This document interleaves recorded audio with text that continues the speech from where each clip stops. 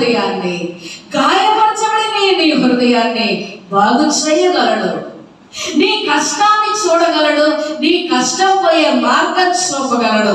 ఎప్పుడంటే నువ్వు అన్నీ చేయి, నీ ఇష్టము, ఒక్క పని కూడా చేయి.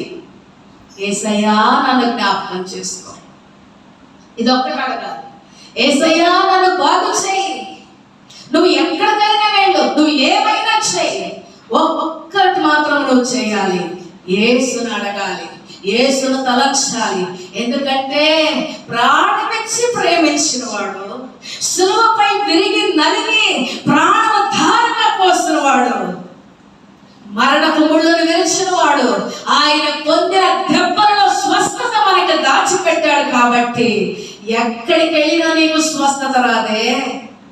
ఎక్కడికి వస్తే నీకు స్వస్థత అంటే ఆయన పొందిన గాయాల వైపు నీవు చూస్తే నీకు స్వస్థత. నువ్వు బ్రతుకుతావు. నీ పక్షాన క్రీస్తు మరణించాడు.